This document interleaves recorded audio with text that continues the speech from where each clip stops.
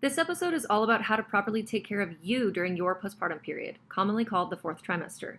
Our culture places a lot of emphasis on the new baby, and rightly so, but we're sadly missing a huge piece of this puzzle: the health, recovery, and well being of the new mother. We discuss what practices cultures throughout history and around the world have done to care for their new mothers, and how to plan and prepare for your own well supported, well nourished, and restful postpartum. We get down to the nitty gritty details of how warmth, nature, and community help build you up so that you enter motherhood feeling resilient and replenished rather than burnt out and overwhelmed. Get ready to take some notes. Let's get going. Welcome to Healthy as a Mother, the podcast for becoming and being a mother, with your co-hosts, Dr. Leah Gordon and Dr. Morgan McDermott, two naturopathic doctors who get it. Each week, we teach you how to be the healthiest mother you can be, from fertility and preconception to pregnancy and birth prep, through postpartum and throughout motherhood, empowering you with the natural health guidance and education you're not getting elsewhere so you can confidently navigate the broken system at large. The real, the raw, the untalked about. Now we're going to talk about postpartum healing, and more from a traditional perspective, a part of our culture that maybe hasn't been addressed or that we just don't have in our culture. And again, this is your jam. So why don't you tell us a little bit about the postpartum period, how it's different in other cultures or traditional ways of doing it, why we're not doing that or how we're not doing that, and then what women can do to make it different.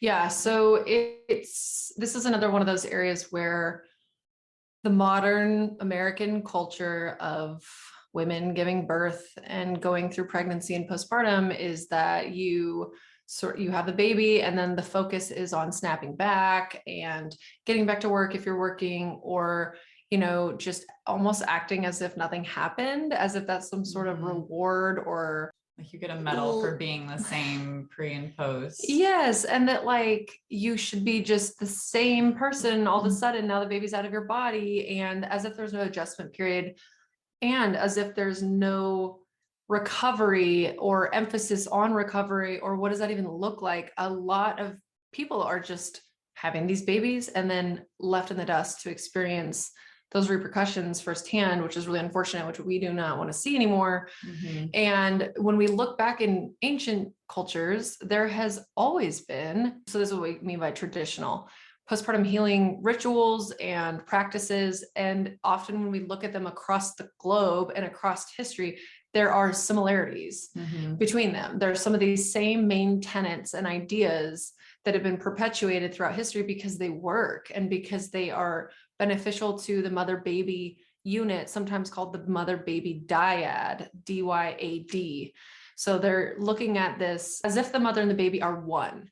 And it really is still, because we know as humans too, well, maybe you don't know, but humans, they think, are born almost 3 months premature due to the size of our brains. So our cranium could not fit and pass through the vaginal canal and through the pelvis had we not been born a little bit premature. And so that's why we call those first 3 months after the baby's born, the first 3 months of their life, as the fourth trimester. It's like, that time period where the baby would actually be in your body still. Yeah. And so that baby is still fetal in a lot of ways, that infant phase. And although they are outside of our bodies, there's this fourth trimester idea that we need to be recognizing is really important for women in healing and recovering and building healthy milk supplies so we can feed the baby, and not going back to work at 3 or 6 weeks postpartum, or even a couple of days in some cases. And there's just such a tragedy of modernity, of this modern sort of situation that we're living in, because we don't give any reverence or respect, and we're not taught to even think about it. We're actually taught the opposite, which is that you're weak or something if you need to be taking a lot of time off. Yeah.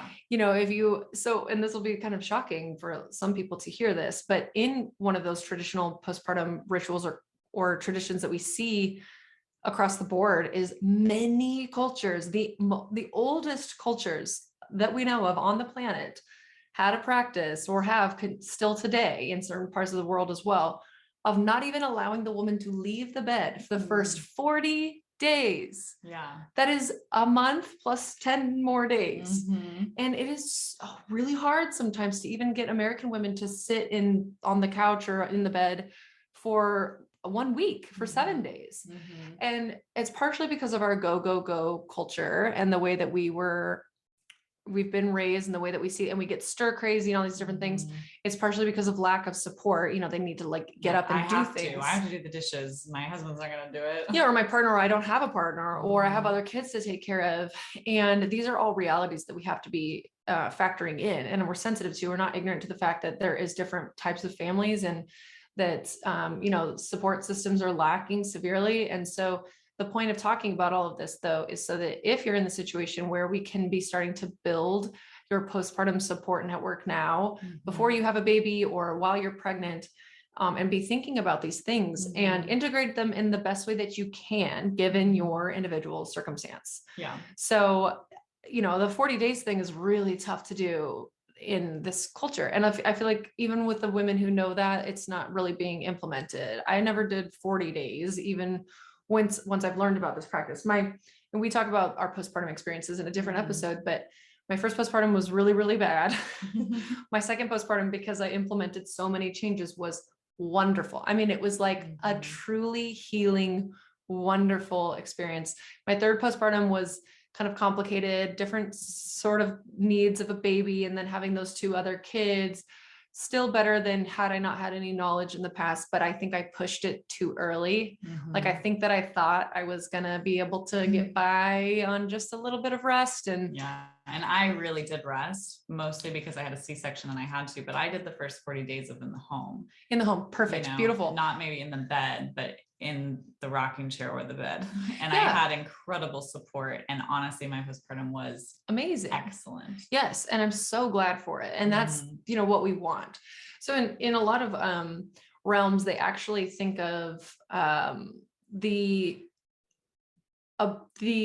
physiological changes and shifts that happen after a woman has a baby is a huge opportunity for her to, now this isn't necessarily supported by a lot of science, but it's something that's been a tenet throughout human history, that in this period of time, there is an opportunity to shift and heal, and that the woman can come out of this experience of pregnancy, birth, and postpartum and actually be healthier and better. And like, say that she'd had some autoimmune issues or something that, potentially partially due to the shift in immune system function while pregnant, and then coming back into that postpartum state, but maybe there can be some factors there that are healed, etc. So, but this is like a very strong piece of this whole thing, is that they view this as an opportunity to come back together and like be even healthier as a woman. I love that. Where I feel like, I think I did have that. Yeah, maybe you did. Because for so many pieces of your life, for so much of my life, it was go, go, go, hard, push, push, push. I never rested. I never could, because of my unworthiness issues of believing that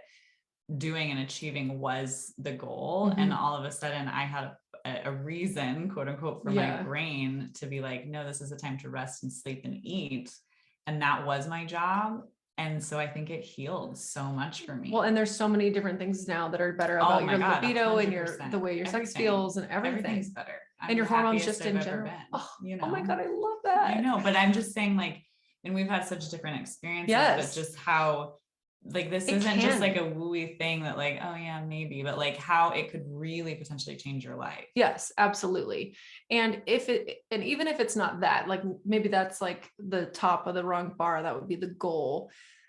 Below that, and as what should be like the baseline, is that we are cognizant of and trying to mitigate depletion, and just having respect and like acknowledgement of the fact that this is a huge physiological change in a woman's life and body, and all of those systems that change throughout pregnancy are going back to their pre-pregnancy state. So let's just even touch on that. So there is an enormous drop in hormones as soon as the placenta is coming out of the body. And the placenta has been creating these huge, high amounts of estrogen, progesterone throughout the entire pregnancy. And the loss of that is huge. Now there's more prolactin on the brain if we're breastfeeding. And that can be, you know, a bit of a tough adjustment as well. And prolactin partially also keeps progesterone and estrogen lower so that we're not cycling in those beginning months, although sometimes women do, and that's fine. But to keep these breast milk pathways really robust and strong, there was a lot of cardiovascular changes that happen in pregnancy. So we make up to 50% more blood than we used to have. And there was all this, it's called angiogenesis. It's like where we're making new blood vessels. So there was all of this new cardiovascular material, you know, different arteries, veins, et cetera, that sometimes are being rerouted or reworked back to their pre-pregnancy state, the uterus doing all its pre-pregnancy state things. And then now the body dealing with this like kind of added stressor, physiological stressor, and normalcy in a way of, you know, changing sleep patterns, responding, the maternal brain changes that we know now on MRI. This came out a couple of years ago, maybe like 6, 7 or something. And it was really quite caused a ripple effect throughout the science, because it was like, whoa, we have overall less matter in our brains after we have a baby. And they think it's protective. And I will say from my own experience, protective in that the woman drops down into this sort of nurturing, maternal, maybe less higher thinking. And I don't want to imply that we're not smart or something, but I do think it's protective so that we can be in this like sort of intuitive flow state with our children and recognize their cues, their wants, their needs. There is so much beauty in that, and not to be criticized in our culture, but it is the way that it is, and it's adaptive in a way. And we also just need to know this when we're going back into the workforce, or when we're expected to. You might be actually different. You may be different. Capacities are different. I really feel like I've noticed that in the way that I was, you know, I had my first, when I was in medical school, when we were in medical school together, and the way that I used to study and think and retain information and things was just so different afterwards.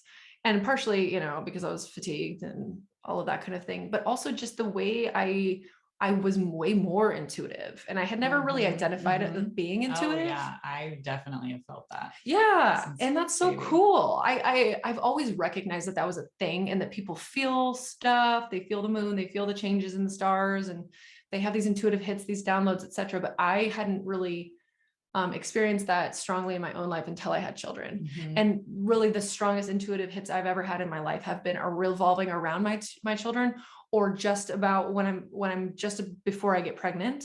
I have really strong, that's probably like the coolest. So cool. Yeah. I have really strong connections with my children's spirits, is the way that my belief system is, before they conceive.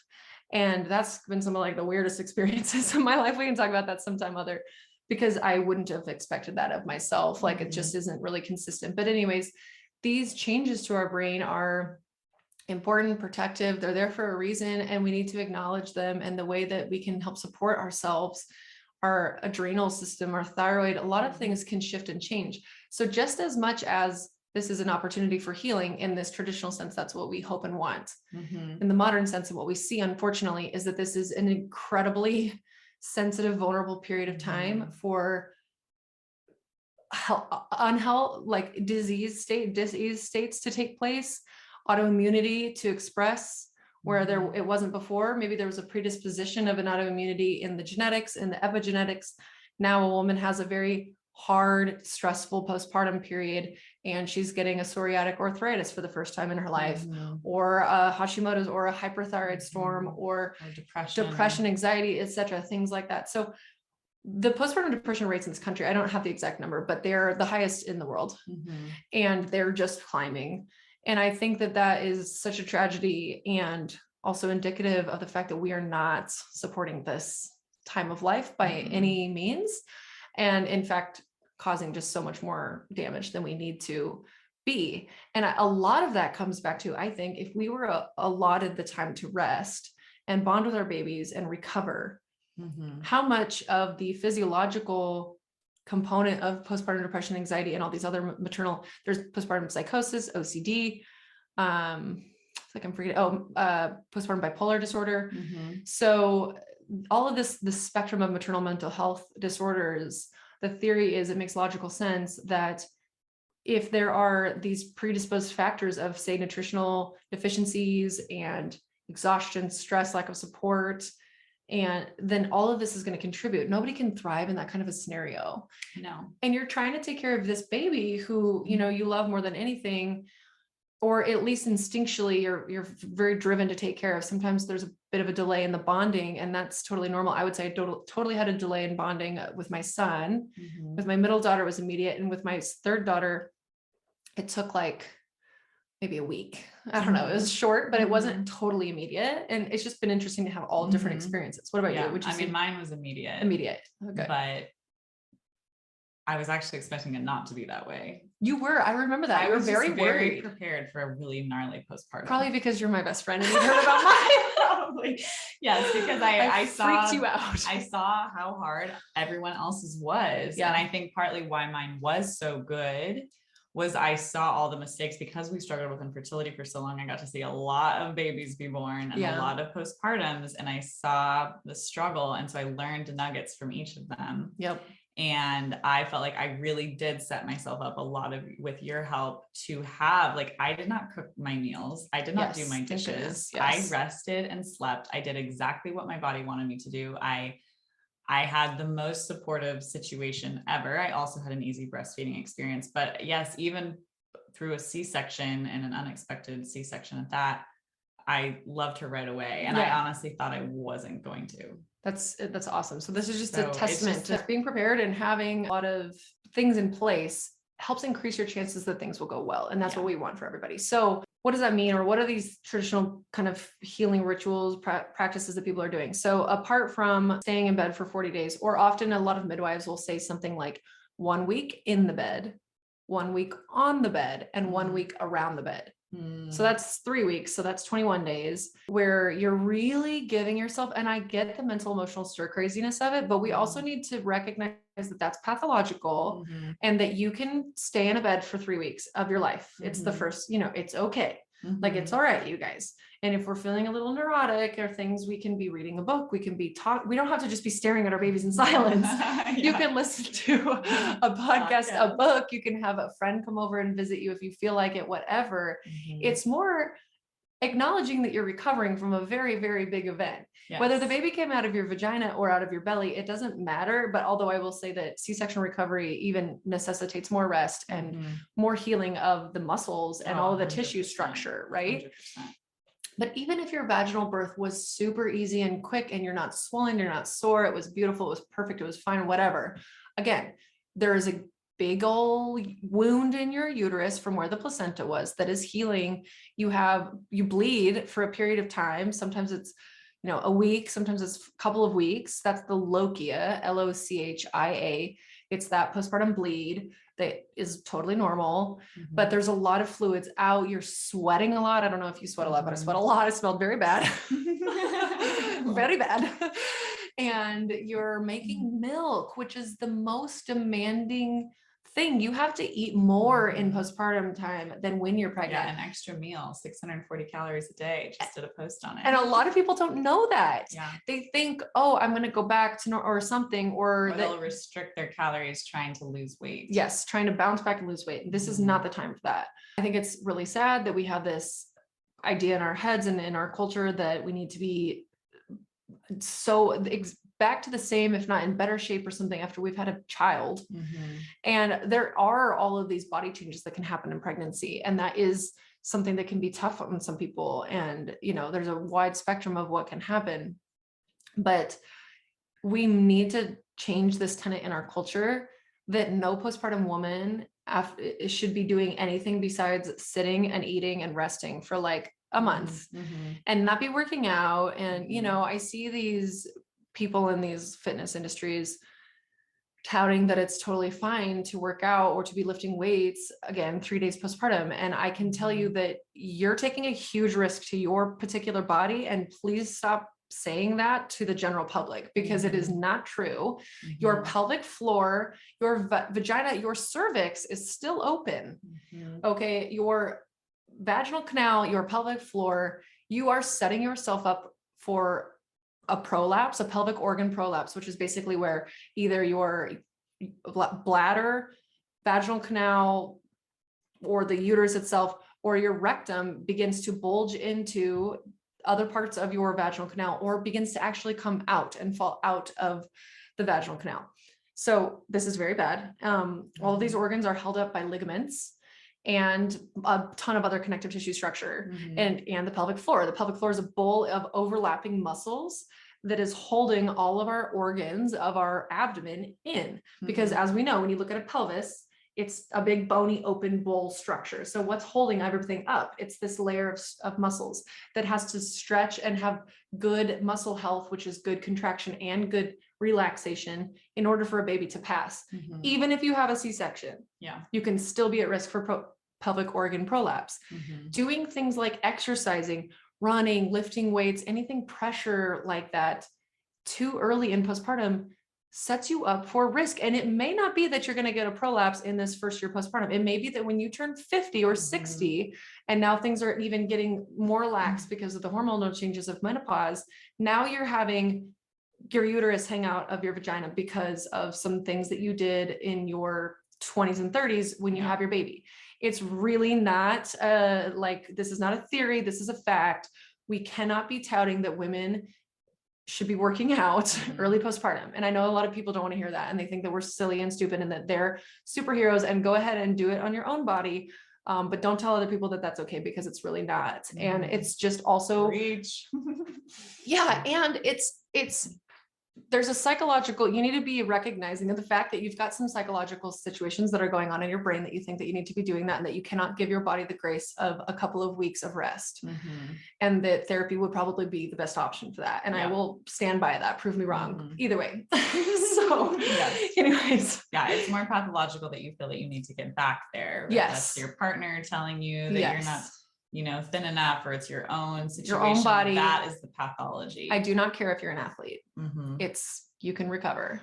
When you're going to have a surgery. If you tear your ACL, you are not going to be like, oh, I'm fine. Ooh, who gets the badge of honor of who can get back onto the field fastest? Like, nobody wins. One would do you that, actually lose, because you know that you will probably jeopardize your entire athletic career if you get back to playing too soon. Or if you don't know that, then maybe you'll experience it firsthand. And maybe you won't. And I'm not trying to threaten people. I just think that you need to look into that as something else that's going on mental, emotionally, and it is out of line with physiology. So anyways, walking, I understand when people are getting stir crazy. I do. I get it. A short walk around the block, like literally one block, maybe when you're like 5 days or 6 days postpartum after your milk has come in.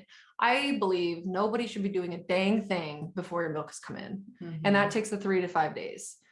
There's just too much going on physiologically. Sit in the bed, on the couch, wherever you're comfortable, nurse your baby, doze in and out of sleep when you can, and eat a lot. And we'll get there as well. But, maybe a quick walk around a very slow, cautious walk around one block and getting some fresh air, or even just going and sitting on a chair or a comfortable spot outside under a shady tree with your baby. Wonderful. And actually, nature is a huge part of this. And we talk about this as well through pregnancy. Being in a pregnant state where you're creating life is probably some of the most connected times that we'll be to nature, to Mother Nature, and to this like inherent energy of the whole world that keeps it going. And, what is this like spiritual energy that we have inside of us? So I'm all about that. It's the, going to Target, the park, etc., beach, whatever. And again, I know everybody's going to have their own journey. I would just not recommend this as a doctor to anybody. So to be going beyond that. So there's this component of rest. All right. So there are postpartum doulas. Sometimes a postpartum night doula will care for the baby in the middle of the night. They may get you to breastfeed them, or if you're pumping for some reason, they may have a bottle to feed the baby. There is support options in case it's not something available to you with local family or friends.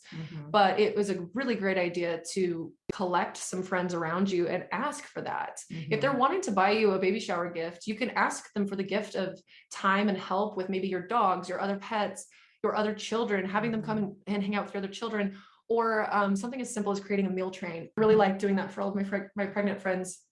A meal train. There's a couple of websites, mealtrain.com or Bring Them a Meal. you can set up on a calendar system with some qualifiers of like, you know, if there's any dietary restrictions or what does the couple like to eat, etc., how many meals, and you can get your local friends and community to be bringing you food so that you don't have to be cooking and your partner doesn't have to be cooking. It sounds like it wouldn't be that difficult to do. Like, oh, we can cook. And do, And I just like respectfully, no, you can't. And even if you can, that's really precious time. You shouldn't. We shouldn't have to. We should all have this cultural, just in the way when somebody gets sick or has surgery, we care for. And I feel like that's like a good analogy to point to, because people know that. They know like, oh my gosh, my neighbor just had knee surgery, I'm gonna go bring him a meal. It's like, oh, you're so sweet, that's so nice. It's like, yeah, my neighbor just had a baby, I'm gonna go feed them. Yeah, but don't like bring them baby clothes, you know, bring them, you know, either your time, I'm gonna offer to take out your trash, do the dishes, or, you know, maybe gift them a massage that they get to do later, you know, after that window of time. But just, you know, there's ways to support the mother. I think this is the whole point, is so many people are so baby centric. But really the things and all the gifts and all the time and the support should be really about the mother during this time. And the only reason that we're baby centric, in my opinion, is because of consumerism and because of capitalism and money. And these, you know, we've been sort of tricked, almost like with the holidays, like, you know, Valentine's Day and things. It's all just about money making. And we've been tricked by these megalith stores, which I hate, like Babies R Us, which are, or Bye Bye Baby. That's what I meant. Bye Bye Baby is one of the craziest places you'll ever go to. Floor to ceiling stuff that you do not need. We'll do an episode about what you actually need to raise a baby. It's very little, in my opinion, at least. But that is what we need to be shifting, is don't bring the baby an outfit, bring the family a meal or something other than that. Ask them how would be the best way I can support you. So setting up a meal train is really easy to do. I like to set it up maybe around like 7 weeks, just give people some time to get it on their calendars. And even for your friends and family that live out of state or out of city, they can do things like send DoorDash meal delivery gift certificates. So DoorDash or Uber Eats or whatever is around your area. And then you can just order food and have it that way, which is still so supportive. And when you're in the moment, maybe this again, it still doesn't sound that, if you haven't had a child yet, maybe it doesn't sound that helpful. Guys, it's so helpful. And a lot of this can be frozen too. You can ask your friends to bring you frozen meals. And then you can use them at your leisure when you need. It doesn't have to be like, oh my God, there's so much food in our fridge. Like, what are we going to do? And you can tell people exactly what you like and you don't. If you're not into fish or something, write it on the meal train website. It's easy. So anyways, resting, eating. So back to that eating, and just a little bit more about that is that in my ideal world, what I tell clients is you need to be eating 4 meals, 600-800 calories. I mean, whatever, not to count calories necessarily, but full meals a day with some snacks, drinking a lot of hydrating water that's with minerals added, or bone broth. So I'm heavy centric on the animal healing traditional methods, and most cultures are as well. And this is including things like bone broth, organ meats, just eating meat in general, a lot of beef or stewed chicken, things that have been cooked and are warming and almost pre-digested, soups, stews, thick, heavy, like veggies and chicken and rice, or like you made me the most amazing turkey chili that I'll literally never forget. I'll never forget 2 things. One, from my first postpartum meal, the first bites of food I literally had after my son was born, my first child. A friend from school had come. It was during our finals weekend of studying, and she had 5 kids herself. And so she knew. So she brought me this plate of rotisserie chicken that was still warm and salt on top of it. And then, so there were some raspberries, and I downed it in like a half a second. And it was the most delicious thing I'd ever tasted in my life. I'll just never forget that, because it was 36 hours of labor and I, ate very little during that time. I mean, I did eat enough to like, support my body, but it's like, you're just eating honey sticks and fruit and like gross stuff just to get you by. Anyways, and then your turkey chili was the best thing. I'm so glad. It was so delicious. And these are the kinds of foods traditionally, when we look at these ancient cultures, what are they feeding their postpartum women? There's an entire book called The First 40 Days, which is really, really great, that I love. that discusses all of these amazing Yeah. postpartum recipes for healing, connective tissue healing, Mhm. using all of that, the collagen and the cartilage, the cartilaginous aspect of broths.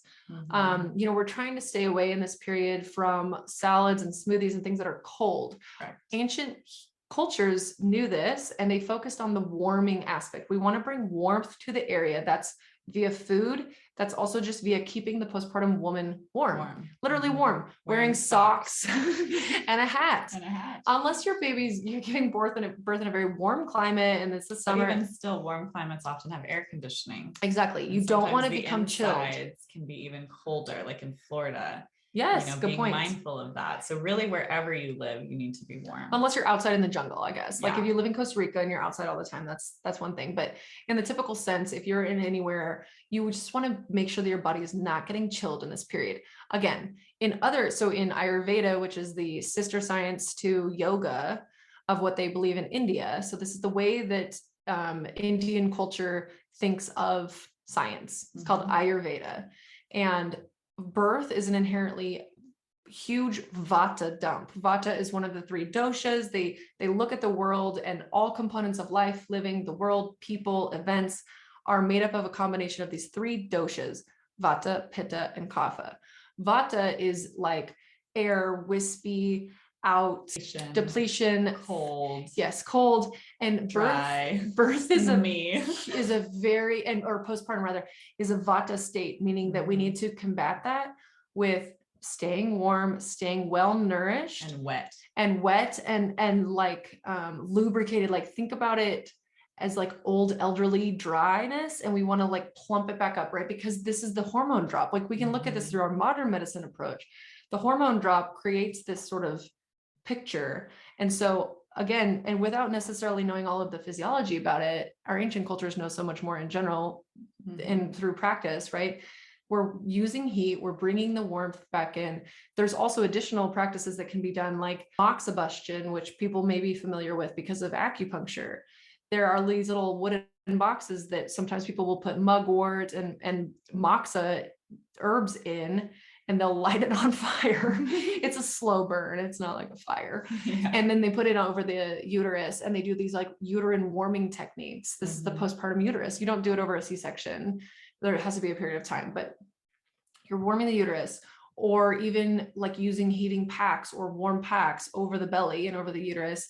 Belly binding, another traditional postpartum method that you may see. And I think that we sometimes think in our modern culture that it's for the vanity of like having your waist redefine its shape. It's really supportive of your organs coming, and the muscles that had to stretch, your abdominal muscles that had to stretch there, coming back together, and having that proximity literally being brought back together by the cloth wrap.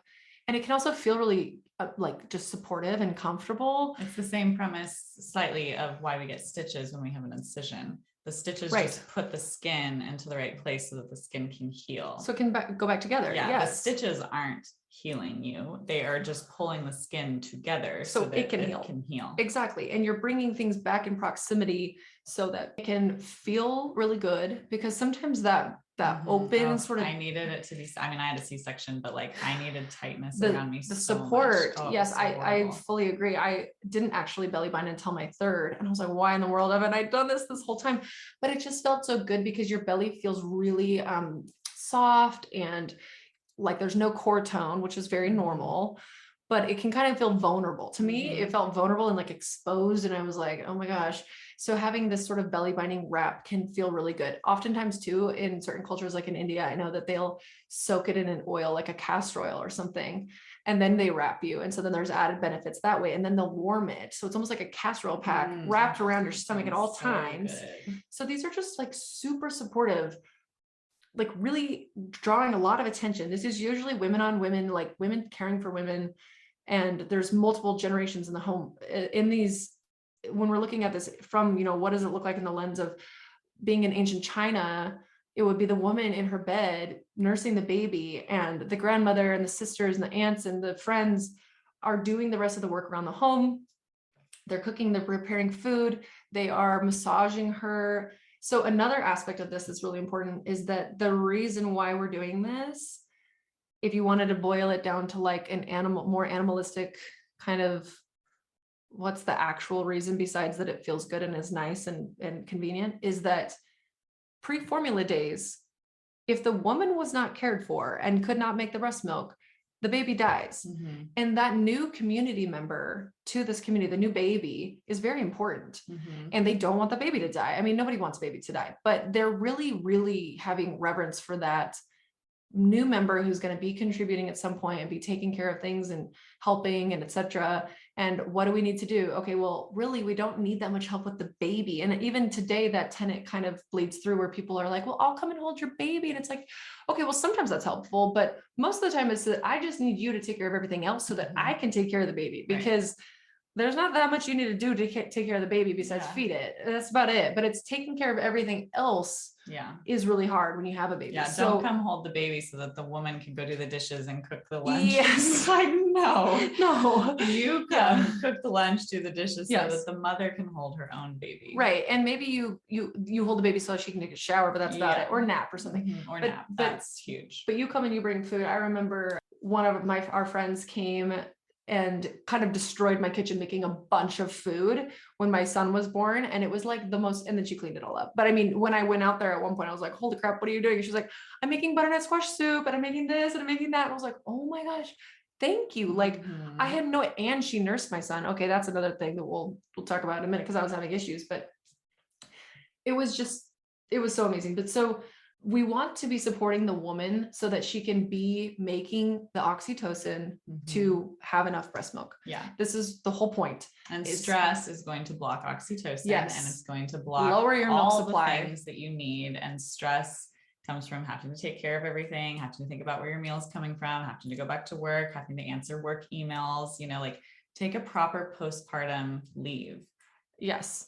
And there's already this sort of stress about the lack of sleep aspect as well. But so we want to be supporting oxytocin in any way that can be. So if she does maybe like a certain type of music or a beautiful flower or something visually that can be pleasing, that she can be looking at and feeling really well supported, safe, and cared for, all of these things are going to support these hormonal pathways to be able to keep this baby alive. Okay, a word about sleep is that in these traditional cultures, it is not expected of two parents to take care of a baby by themselves. Yeah. That is not there. Two adults is not enough to take care of a baby. And although I had just said that it's not that hard to take care of a newborn, what I mean by that is that it's not like, overly complicated necessarily, but there's a lot of moving parts, and taking care of the rest of your life is tough. So the woman is not, in these traditional perspectives, is not trying to sleep through the night. She's not expecting to be able to sleep in the nighttime. It's this idea of, sleep has now shifted to multiple small naps throughout the day. Yeah. That's tough. That was even tough for me. I'm like, I have a hard time falling asleep in the middle of the day. So good for me. But that's probably why my postpartum went well. Well, and I could just sleep. Yes, you could sleep. And I think, there's this we wake up in the morning, we drink coffee, and it's like, well, maybe we can avoid coffee for the first little. You drink coffee. I don't drink coffee. So maybe that's literally the answer. Don't drink coffee. You'll have a great postpartum. Oh my gosh. No. Yeah. But honestly, maybe it would be better for people to take a break if they could, so that they had the ability, and for some people, coffee doesn't affect their sleep. For me, it totally does. But so that they can be, it's just this shift in perspectives. They're not expecting, in this ancient way, they weren't expecting to be able to get their sleep at night. They knew they were not going to be able to get the sleep at night. So they did it in the daytime whenever they could as well. This is the adage of sleep when the baby sleeps, which is so oversimplified and like does not actually really make that much sense. But it's like but in a way, you sort of need to do that to be getting the adequate amount of rest throughout the day, but you're also resting in general, so you're not depleting yourself doing other little tasks. Because I hear women say, I can't sleep when the baby sleeps. When the baby's sleeping, I'm doing the laundry, I have to do the dishes, I have to do and that's the whole point. It's like, if you can't sleep when the baby sleeps because you have other things to do, those other things to do are what other people should be doing. Yes, we need to be getting help with that. And it's like, well, for how many weeks or how long or whatever, as long as you can. I mean, as long as you can, and with a balance, and not everybody has this luxury, and I get that. Not everybody lives next to family. Not everybody lives next to family that's willing to help, or friends, or has the money to hire the support and help. So we're not saying that this is, like you're wrong for not doing this. And this is the tragedy of our modern culture, because this never used to be a problem beforehand. It was built in. We lived in these multi-generational systems where this was just the way of life. And we've become really far removed from that. And there's a lot of issues that we're seeing. So we need to try to recreate as much as we can some of these systems that we know work so well, because they have, lasted the span of throughout history. And what's so interesting is that there's just so many similarities between them from all over parts of the world, that there wasn't like there was communication. This is happening in South America, this is happening in Asia, etc. So I think it's like super cool to talk about. So the main tenets, just to recap: building up your support system while you're pregnant and thinking about these factors and how you're going to get your needs met. Okay. So resting, staying in the bed as much as you can, remembering 40 days. Okay. Another plug I wanted to say is that Kimberly Johnson has a book called The Fourth Trimester, which is really wonderful. And you could read this in pregnancy and start to wrap your mind around all these ideas as well. And it's beautiful. It's a perfect book. So resting and being able to have other people take care of a lot of these other things in your life if you can, or helping at least. Meal train, food. Food is a huge top priority, a very top priority. We are trying to rebuild systems, give your body the cofactors, the nutrients. You've made a baby in a placenta and amniotic fluid, and you've rerouted your cardiovascular system, and now you're making milk, which is the most energetic demand of this whole entire process. Yeah. And water, don't forget about water and like, staying hydrated. Making sure, because you're giving so much out through fluid. breastfeeding. Yes. So food, getting that need met, whether it's meal train, friends, whatever, or cooking and preparing in your pregnancy, freezing a bunch of meals, meal prepping and freezing meals.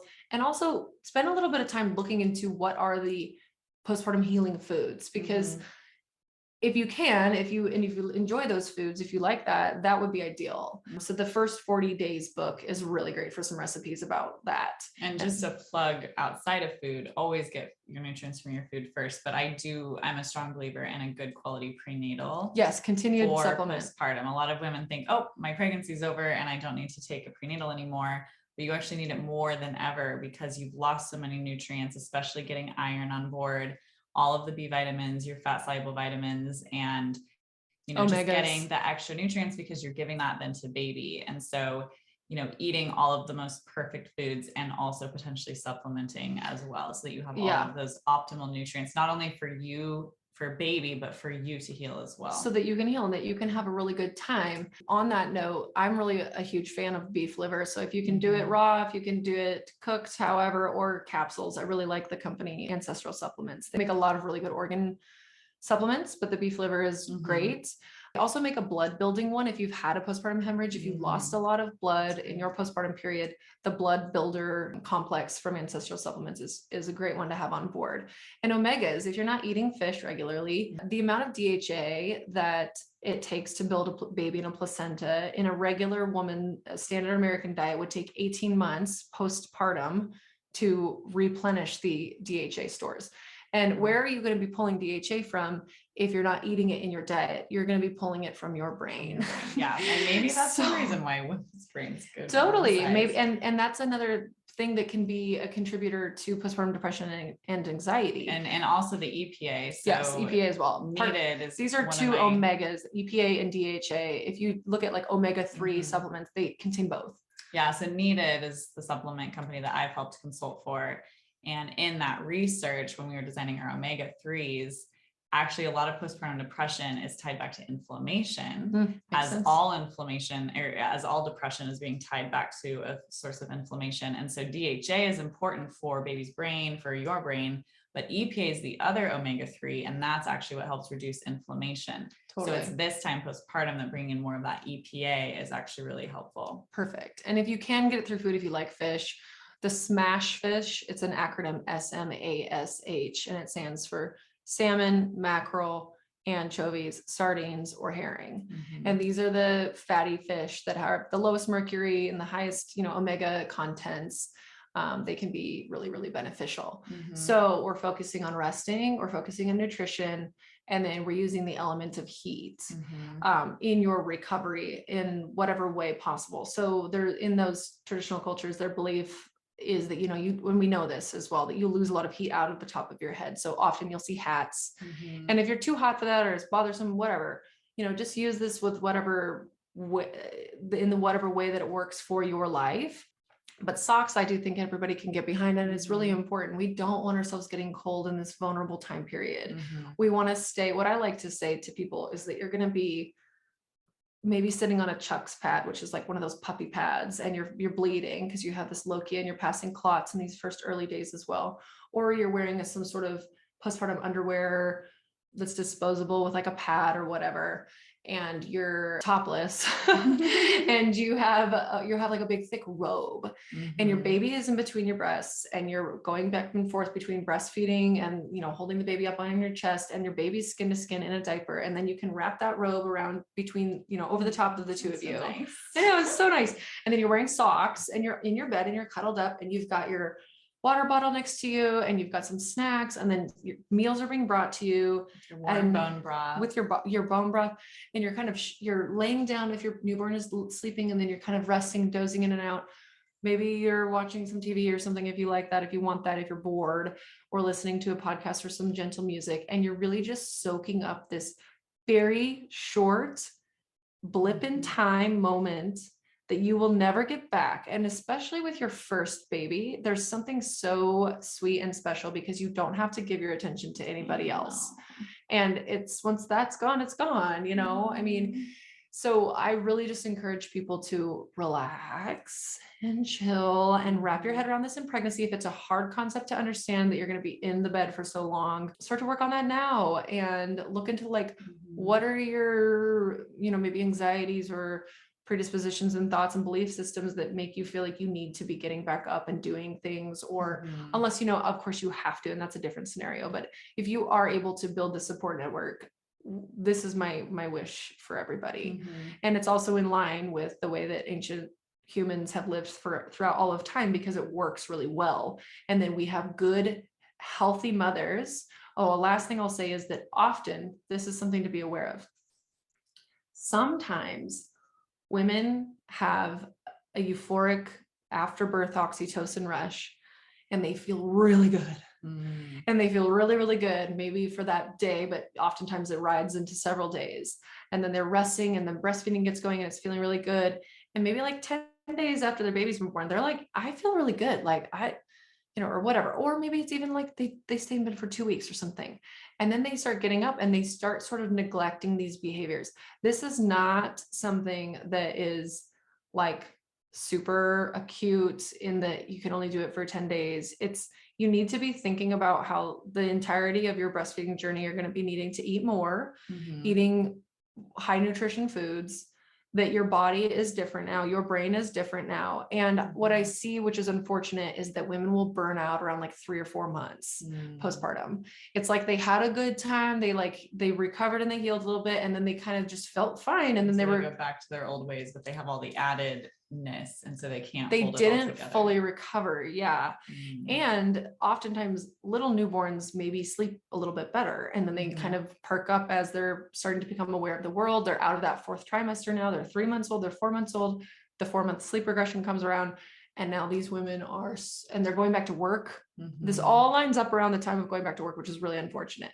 They're pumping, all of a sudden their milk supply goes away, and they're depleted and they're exhausted, and this cycle is very common and really unfortunate. I think it all goes back to the way that we recover in our initial postpartum days, and just wrapping our mind around different truths about our bodies. Yeah. Or maybe you have the support early on and you just don't remember about more support later. Yes. Kind of like what happens when people get a cancer diagnosis. Everyone cares a lot, and they're very supportive initially, and then it's later when people really need that support, that it drops off. Really there. Yep.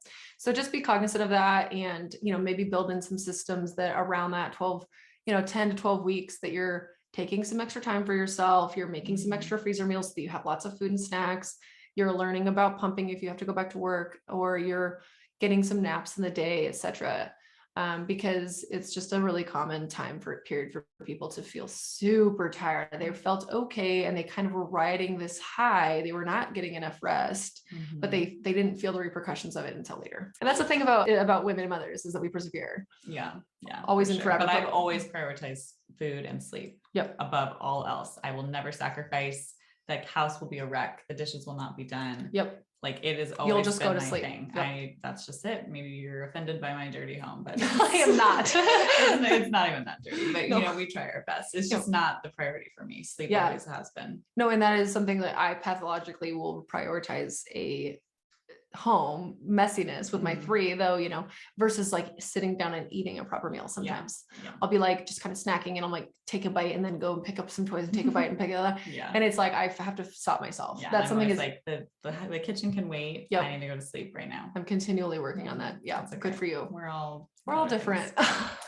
Oh my God, this was so great. Good. Thank you. Yeah, I feel like welcome. Every woman needs to listen to this. Oh, I hope so. And share it with other people, because I just think that's part of our support network, is like you not only knowing what to do for you, but I remember in the 4th Trimester book by Kim, she said, it's important that you know this, but it's more important that the people around you know this. Yes, totally. So maybe sharing this episode with a mother or a sister, an aunt or a friend to say, hey, I know this, but like, you don't want to be the one that's like dictating and telling everybody all of these things. It's like create a network around you who are also aware and who know how to come in and support you, because part of the support is you not necessarily having to ask for it, even though that's important to ask for it, but for someone to just, you know, maybe take the initiative to make a meal train, or maybe take the initiative to just be like, you know what, I'm going to come do the dishes, and just, or dealing with any, like maybe older generations kind of feeling like you need to just pick yourself up by the bootstraps.